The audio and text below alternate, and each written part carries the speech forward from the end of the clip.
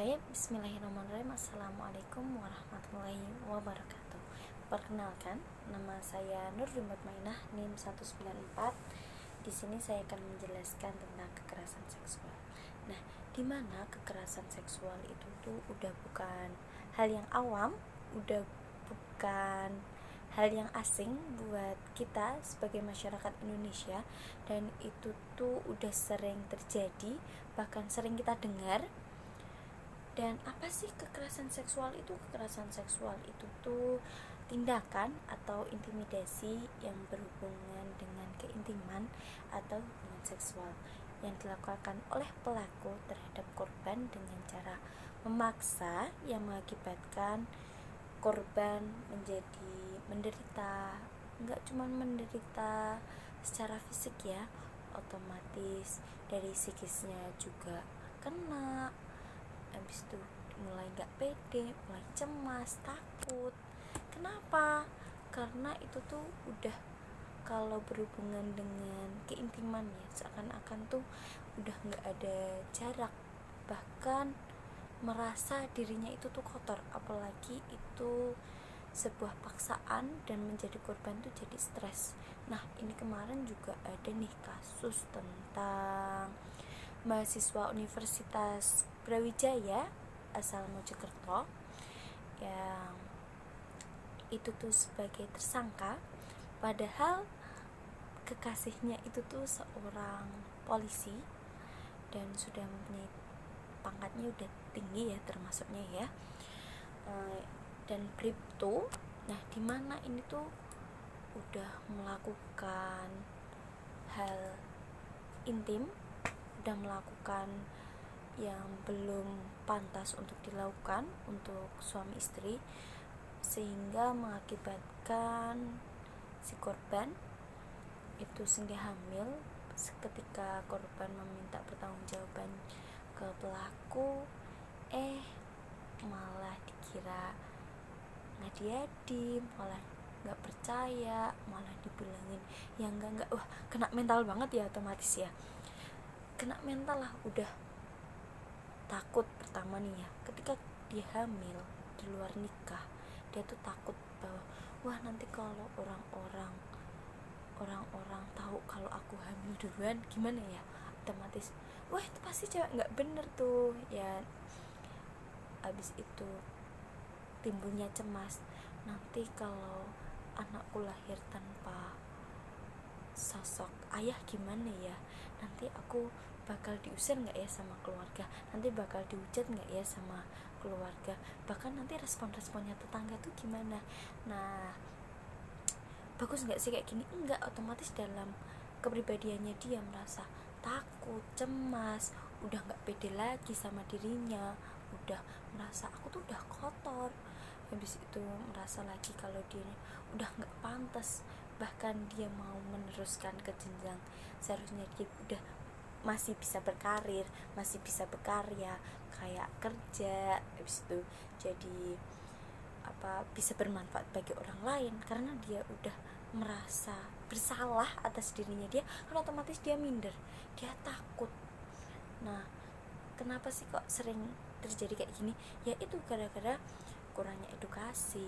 Habis itu edukasi itu tuh sebenarnya tuh kita tuh harus memahamkan dari kecil ya, dimana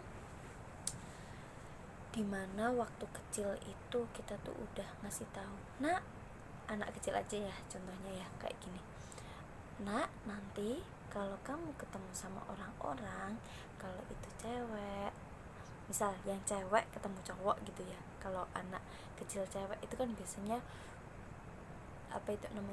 didatengin tuh banyak cowok, dalam artian ya teman-temannya cowok itu kan pasti, namanya anak kecil kan gemes ya pasti ya, kayak dicium-cium kayak gitu ya. Kita edukasiin aja ke anak langsung, nah, nanti kalau semisal mau dicium boleh, cuman pipi aja ya, kalau mulut nggak boleh, gitu aja. Dalam artian mulut itu bibir ya, dimana aja yang nggak boleh dipegang, nggak boleh ini, kita edukasiin aja dari kecil. Habis itu dimana bajunya, oh ini pantas buat di luar, ini pantas buat di dalam, kita mengedukasikan dari kecil. Selain edukasi itu, kita juga harus mengajarkan agama sih ke anak-anaknya. Nah, kekerasan seksual itu tidak hanya mengakibatkan korban menderita secara fisik saja loh ya, juga kadang-kadang mentalnya juga udah kena, udah capek, sehingga mengakibatkan udah putus asa. Aku tuh udah capek dengan hidup kayak gini, sampai-sampai dia itu ingin melakukan hal-hal yang tidak loh ya, dalam artian pengen bunuh diri. Bagus gak sih kayak gitu tuh? Enggak. Nah, dimana teori Erikson menjelaskan mengenai perkembangan psikososial individu yang berada dalam masa atau fase remaja diharapkan untuk dapat menyesuaikan diri dengan lingkungan dengan tujuan mencari identitas. Nah, dimana kita itu sebagai remaja, sebagai anak muda, kita tuh harus menjadi identitas yang baik loh ya. Nah, selain itu juga kita tuh juga tahu batas-batasannya.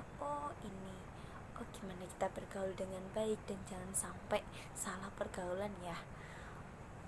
Habis itu kita tuh udah di fasenya mana ya, dan sebagai orang tua kita juga harus tetap attention ya, baik buat anak-anaknya. Enggak cuma orang tua, kita juga sebagai anak muda juga kita harus attention sama teman-temannya kita. Ketika temannya kita salah, ya ditegur. Ketika itu udah melampaui batas, ya udah kita bilang aja, tapi bilangnya tetap baik loh ya, dalam artian nggak usah langsung ngatain kamu itu, nggak gitu, karena setiap orang kan beda-beda ya. Ya udah, kita edukasiin, bilang aja gini, ayo udah ya, itu tuh nggak pantas loh, coba diliatin tuh, lihat, kalau diliatin banyak orang pantas gak sih? Ya udah bilang aja, oh iya ya nggak pantas ya, ya udah tinggalin aja. Dimana kita tuh udah harus berpikirnya yang matang.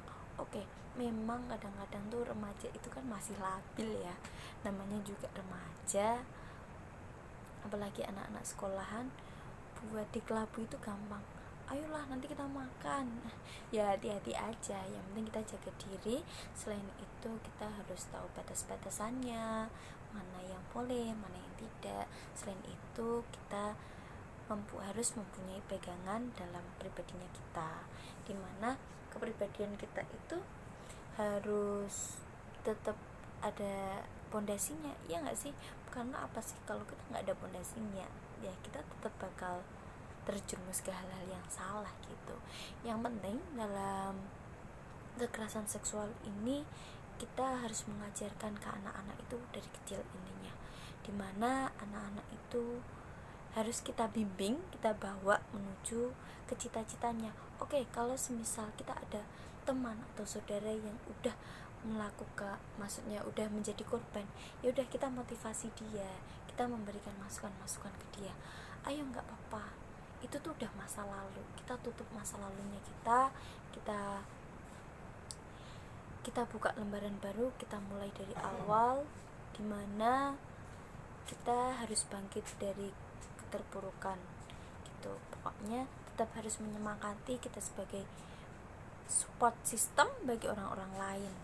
Dan selain itu, pokoknya kalau udah ada kekerasan seperti itu, kalau hampir mendekati, ya udah kita tegur, kita tariklah teman kita, seperti itu. Setidaknya itu penjelasan dari saya. Syukron. Wassalamualaikum warahmatullahi wabarakatuh.